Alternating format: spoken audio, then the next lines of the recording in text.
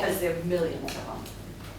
You can see them walking down the street today. All these people with North Face jackets on, right? They're never going to see the North Face of anything, are they? You know? But it's just kind of, it feeds their sense of adventure and identity, and they kind of like to think, you know, the fleece has some magical water repellent quality about it. It really doesn't. But they like the association. And the important thing about this target is that you can build what looks like a niche business into a big business if you can capture all three segments.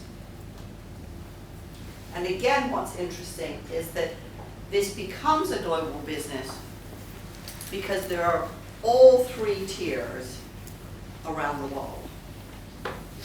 Now, if you look at any kind of niche business, and there are millions of them, it's just astonishing how many of them there are.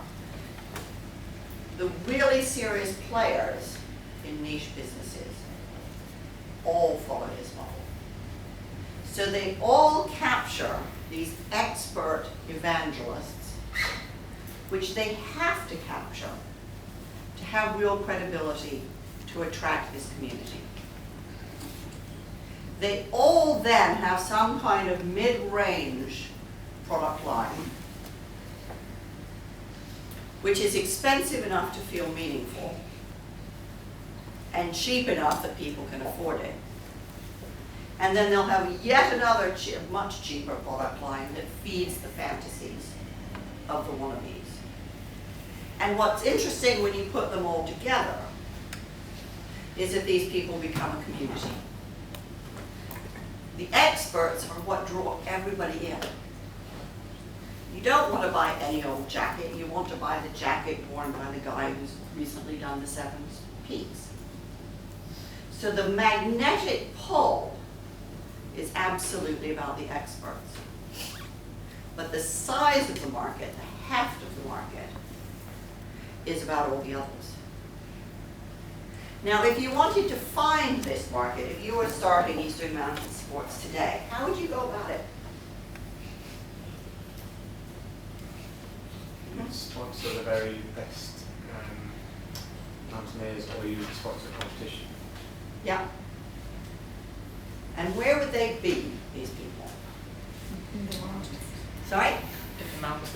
In the mountains? Yeah, and where else? Well, they do sometimes come down. Okay.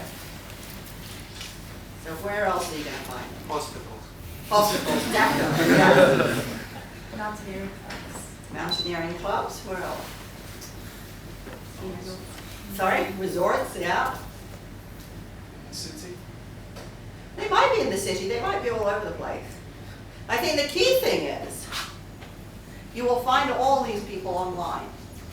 And you will find all these people online because that's how the experts communicate with each other. Because you know, you can't say, oh, I'm going to find him in Manhattan, I'll set up my store on Fifth Avenue.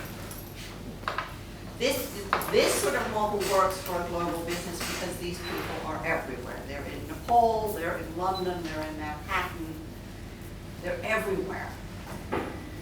And the great thing about the internet is it allows you to capture all of them in ways that you never could before. And all of these communities have newsletters, forums, websites, whatever, where they congregate. And the experts are almost always there because they're evangelizing either what they're doing or how they're doing it and the equipment they're using to do it with. So the key thing here is that the internet gives you the opportunity to think about customers not in terms of where they are physically, not in terms of age or demographic, but in terms of these self-identifying passions.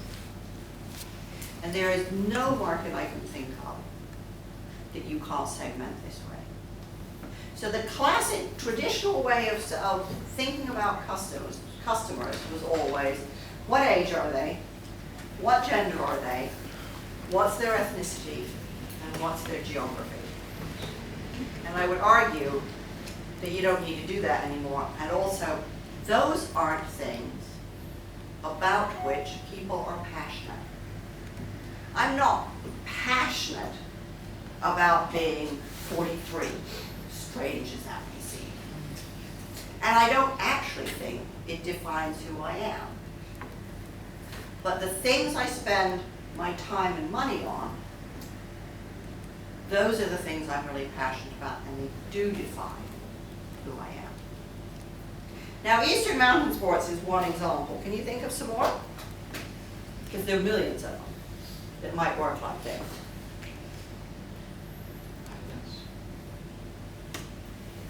Go on.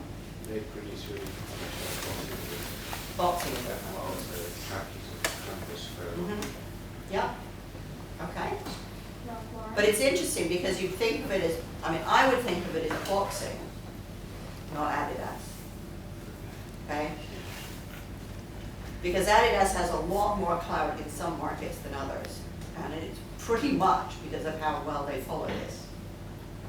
So they don't have a lot of real clout, for example, in running shoes.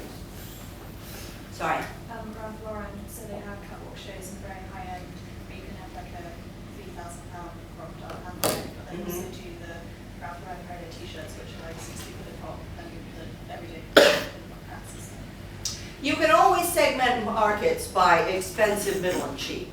This is not what I'm talking about.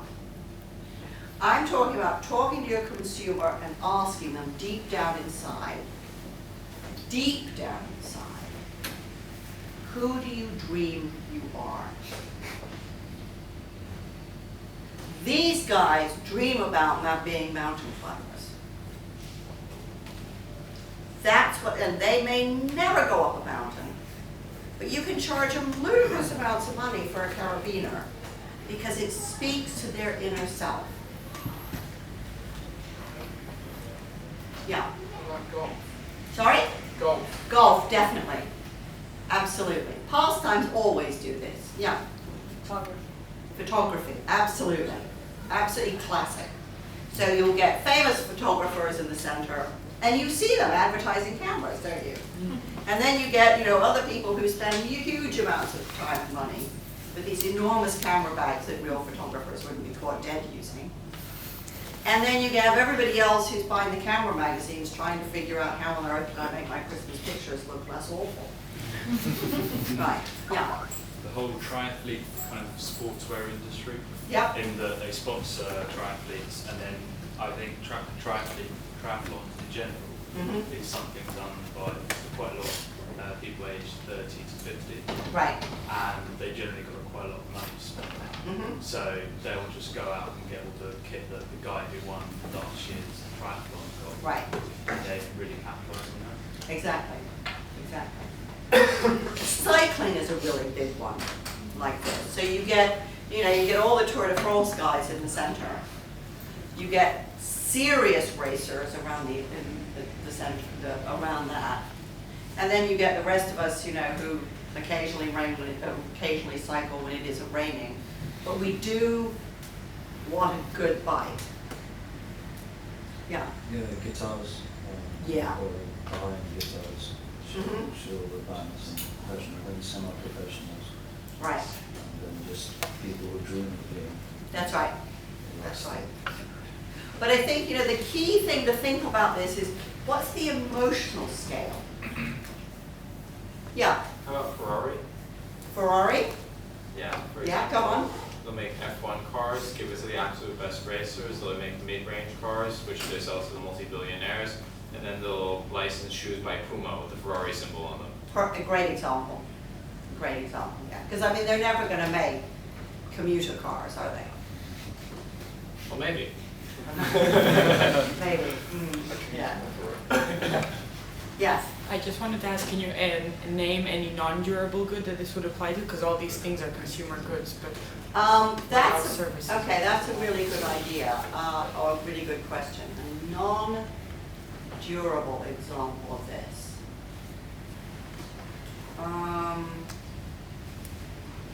I'm trying to think. There might be.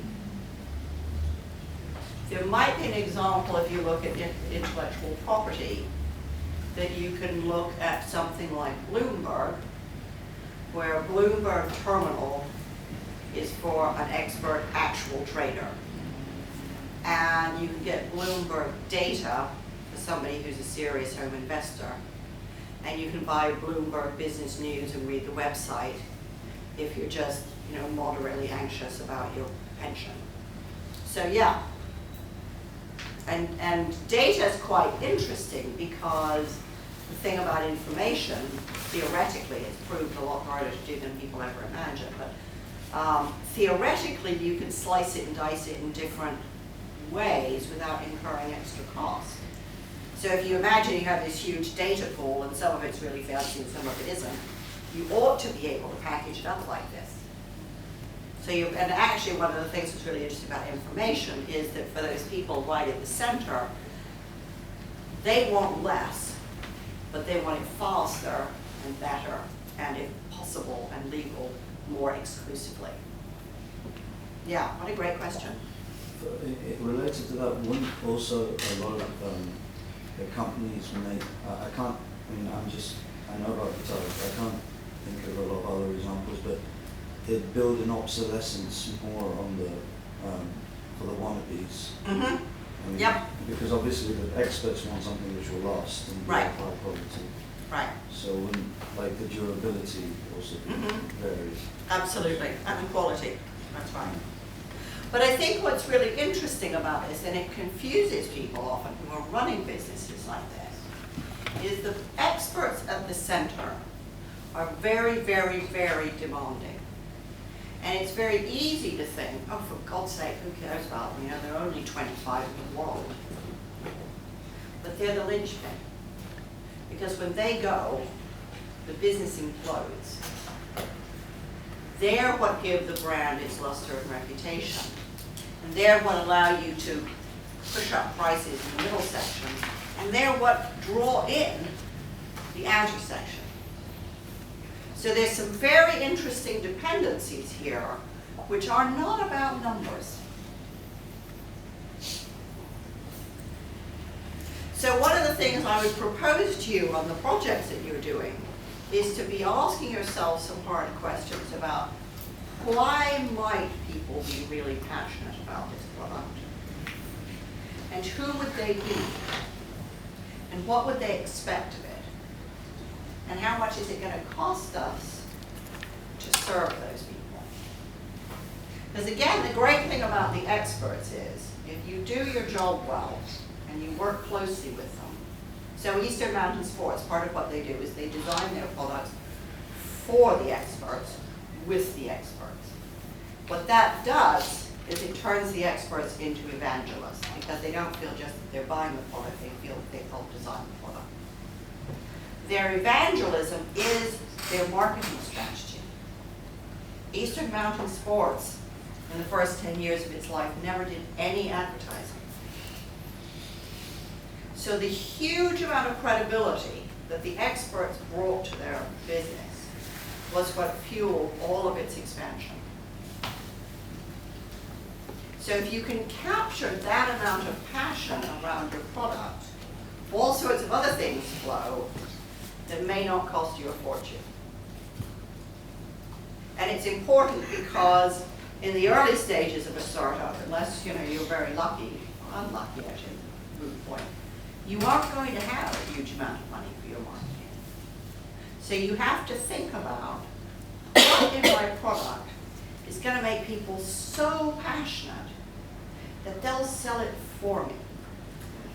That they will turn to their friends and their neighbors and the other people they go walk hunting with and say, you have to get this, it's the best. And if you haven't communicated with their passion, it's very unlikely they'll do that. So very important to think about what's the emotional connection that you're making. Now what's really interesting is the different kind of forms that this can take. So, all right, so that's just a kind of quick summary. So part of what the experts will give you is all this sort of definition. The experts will tell you if you're on course, which is really useful because you need to know before you go on course. Everyone will know what you stand for. This is so fundamental. Every great business knows what it stands for. So Eastern Mountain Sports stands for adventure, excitement, outdoor. And trust me, when you're running a startup, it's really easy to forget what you stand for. And if you can speak to this core of experts, it will mean that entering your market is a lot cheaper. And entering your market is a hard, challenging thing to do. So how do you reach these people?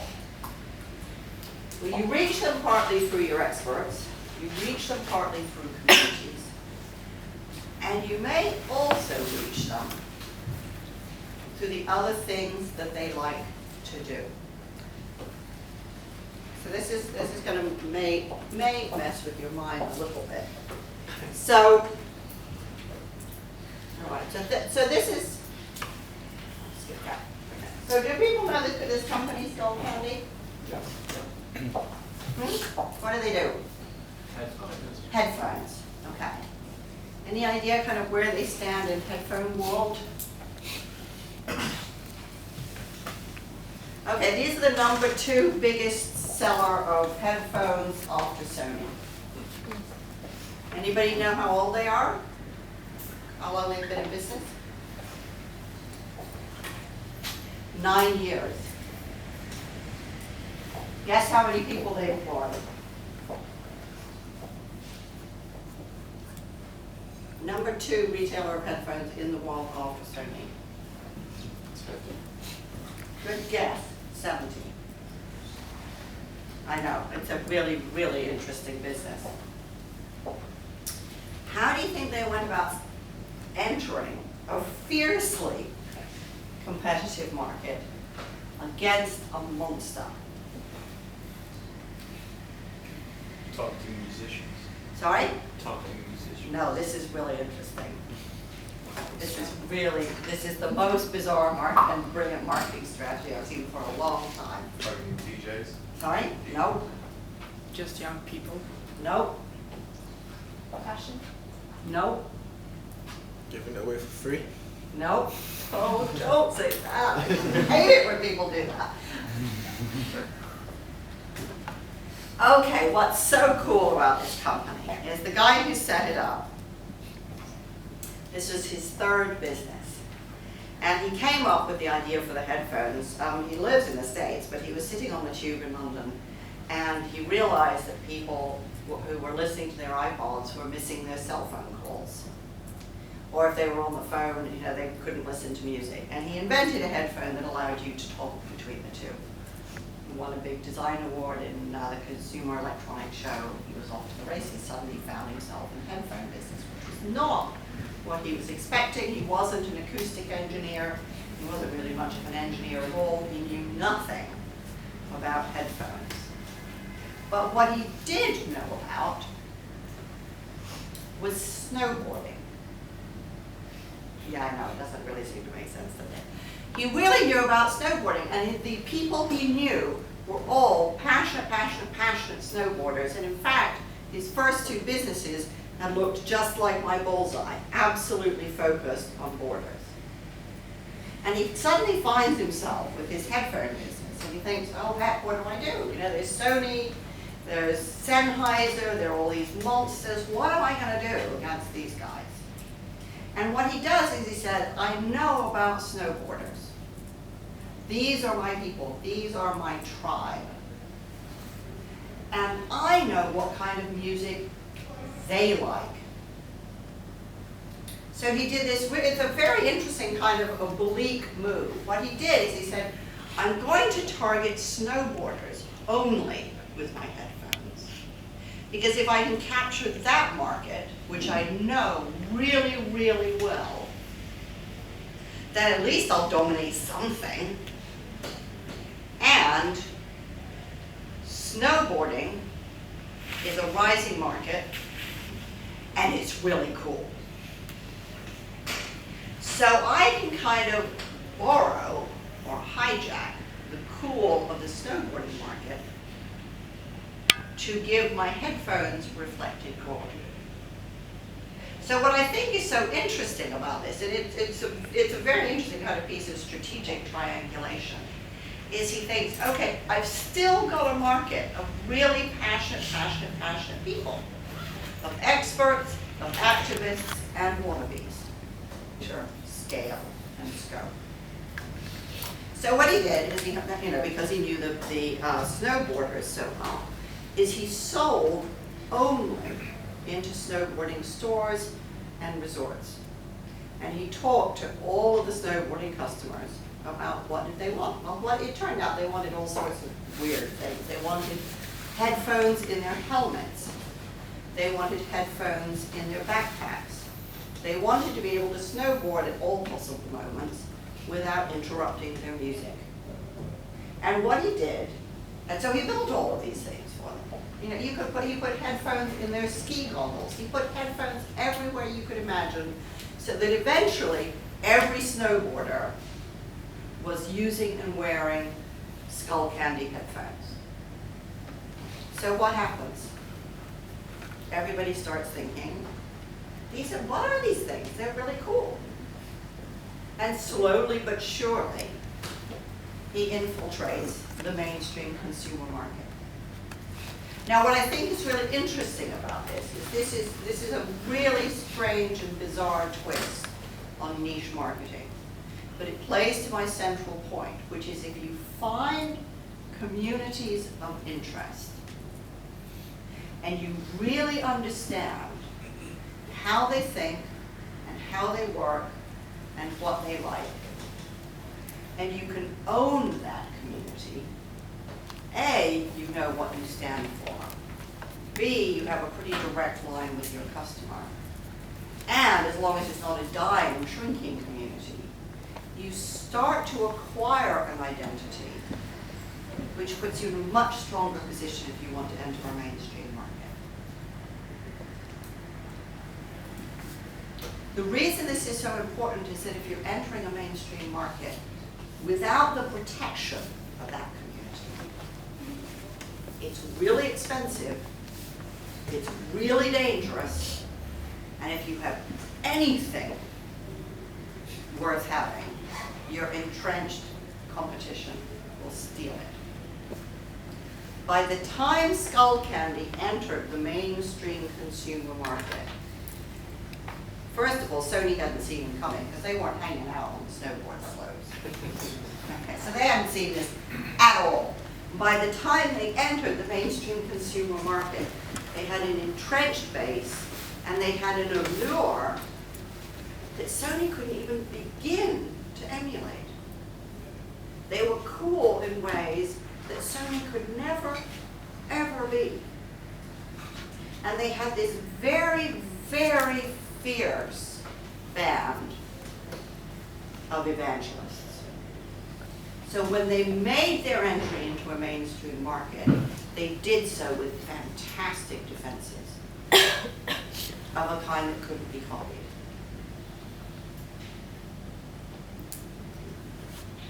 Now what's really interesting, and it's a kind of interesting challenge for them now that they're so successful, is thinking, do they ditch that now? Do they ditch the snowboard identity because they don't need it anymore? Or should they hang on to it? What do you think? Sorry? I think they should hang on to it. Okay, go on, why? Because, as you said, if they keep the experts' advice, then that pushes them to continuously innovate their product, which means that they're always going to be creating new things. That means that they're going to always be assuring their reputation. Hence, they're going to filter through, although it's possible with their brand image that they might not target all age groups and things like that, but you still hang on to it. Yeah? I'd move on. You'd move on, Yeah, okay? fast as well. Okay, why? The thing with cool is valuable, but the whole point of cool is that it doesn't last long. Okay. And imagine taking something that was cool in the 1970s and trying to apply it today, like floral shirts and chest hair. right? Could you buy chest hair? No. That's how things are advertised. Right, okay. But I'm saying cool moves on pretty quickly, so if they do want to stay cool, they need to either move on to a new market, Right, or they need to figure out a different strategy. okay. What do other people think? I found another niche cool thing and try and Okay, headphones and weird places again. that's really interesting, okay. So And so very- you might very- try to find a contiguous community that sort of Yeah. is compatible, but also has that same Something like degree of if definition. swimming is really cool, Sorry? if swimming is really cool, Yeah. try to get headphones underwater. What do other people think? Well, I just think that, you know, when you were saying in the previous topics that we had experts that were in that subject, but I don't think snowboarders are experts in music or in headphones. So they're not using that to improve their headphones in that sense. That, like, I want to use a headphone that is good, but the snowboarder wouldn't have an idea how to improve it. So that's not helping them in that sense. Okay, So I would imagine. yeah, I'm in between. I think they should hold on to their identity. However, they should open up another division that maybe is an up and coming area where there's a lot of potential. okay, yeah.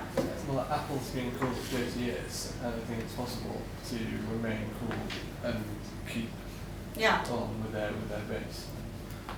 I mean, it's a really interesting strategic question, and I interviewed the guy who founded Skull Candy a couple of months ago, and he was absolutely in the middle of this question.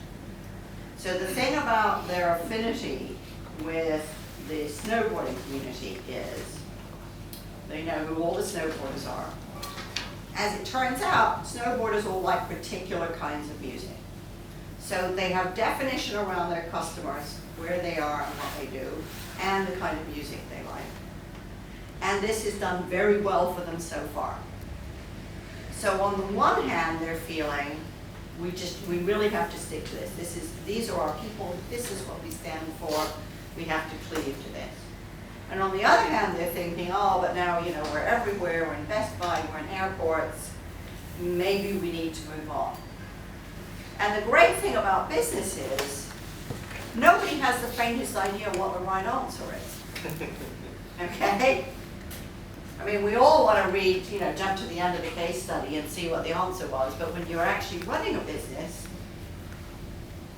you have to figure out what the answer is.